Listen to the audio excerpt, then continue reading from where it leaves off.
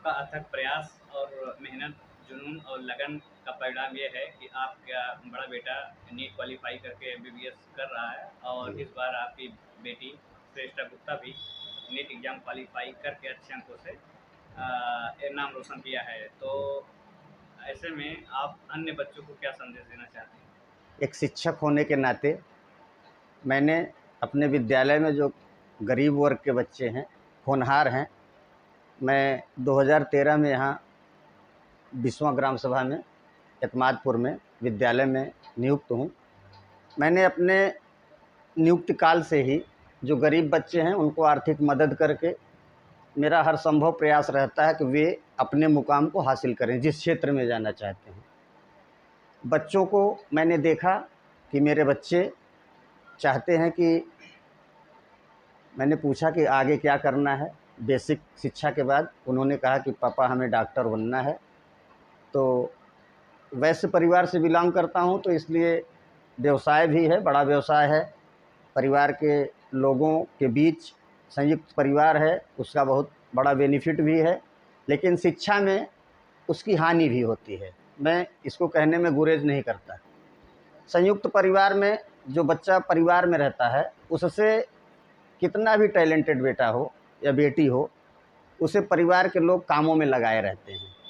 तो इन्हीं वजह से मैंने अपने बच्चों को, आर्थिक स्थिति भी ठीक है ईश्वर कृपा से, तो मैंने अपने बच्चों को कोटा भेजा। मेरे बेटे ने भी दूसरे प्रयास में नीट क्वालीफाई किया। इस बार वो 4th ईयर गजरा राजा मेडिकल कॉलेज ग्वालियर में अध्ययनरत है। और उसी के नक्शे कदम पर चलते हुए बेटी ने भी दूसरे प्रयास में सफलता पाई है, क्योंकि पिछली बार भी बेटी का 617 नंबर था, लेकिन पिछली बार के एनटीए के स्कैम ने बहुत सारे बच्चों के भविष्य को अंधकारमय कर दिया था।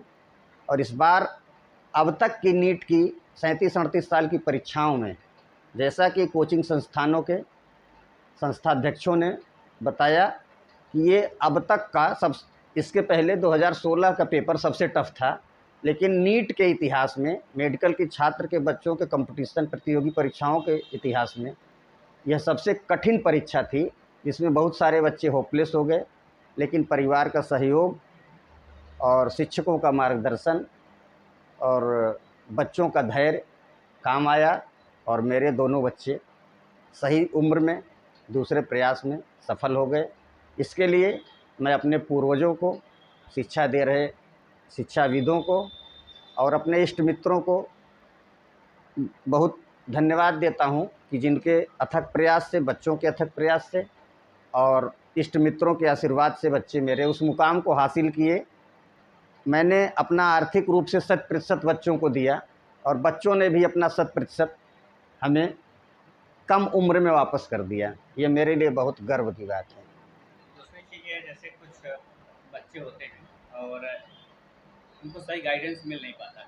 जी। आप एक शिक्षक हैं, जागरूक परिवार से हैं, तो एक अभिभावक के तौर पे ऐसे में क्या करना चाहिए कि वो बच्चे इस तरह की सफलताएँ हासिल करें या इसके लिए मोटिवेट हों? मैं शिक्षक हूँ, और मेरी बेसिक शिक्षा भी इसी ग्रामीण परिवेश में हुई है। मेरी सारी शिक्षा ग्रामीण परिवेश में ही हुई है, और मैं सभी विषयों का विशेषज्ञ नहीं हूँ। जितनी चीज़ें मुझे आती हैं, उन चीज़ों से मैं सारे बच्चों को प्रयास करता हूँ कि वह बच्चा किसी का हो, किसी धर्म जाति का हो, किसी वर्ग का हो। और मेरा जुड़ाव गरीब बच्चों से ज़्यादा रहता है। इसलिए रहता है कि प्रतिभा जो है उसको निखरना चाहिए।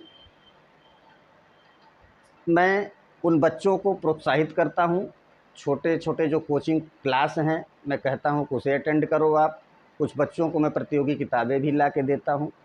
मैं सारे विषयों का विशेषज्ञ नहीं हूँ, मैं उन्हें एक राय ज़रूर देता हूँ कि आपके यहाँ जो, आप जिस विषय में कमज़ोर हों, आपके पास पड़ोस का कोई भाई बंधु नात रिश्ते में पड़ता हो, तो उसकी आप हेल्प लेके अपना डाउट क्लियर कीजिए। और फिजिक्स, केमिस्ट्री, मैथ, ये सारी चीज़ें अभ्यास की हैं। इन्हें जितना आप अभ्यास करेंगे, आप में निखार आएगा। जैसे एक छात्र है, वो मान लीजिए आप ये काम कर रहे हैं, मदद कर रहे हैं, उसकी गाइडेंस भी कर रहे हैं, अभिभावक का क्या काम है? अभिभावक उस बच्चे के साथ क्या करे कि बच्चे सही लाइन लेंथ में जाएँ और उस दिशा की तरफ आगे जाएँ? ग्रामीण परिवेश में एक दुखद पहलू ग्रामीण परिवेश का यह है कि आज भी जो अभिभावक हैं, माता पिता या संरक्षक हैं, वे कम पढ़े लिखे हैं। नई शिक्षा नीति, आज की शिक्षा व्यवस्था पूरी तरह से आधुनिकता पे आधारित है, मोबाइल बेस है, जिसे आप कह सकते हैं कि पूरी तरह से ये इलेक्ट्रॉनिक हो चुकी है। परिवार में, ग्रामीण परिवेश में जिसके पास मोबाइल भी है वह बच्चों को नहीं देना चाहता, और ग्रामीण परिवेश में अभी भी मोबाइल से मैं बच्चों को यही बार बार कहता हूं कि आप रील्स और इस तरह की वीडियो या गंदे फूहड़ गाने जो आपके यहाँ चलते हैं वहाँ से विरोध करना शुरू कीजिए, क्योंकि मैं तो बेसिक का अध्यापक हूँ।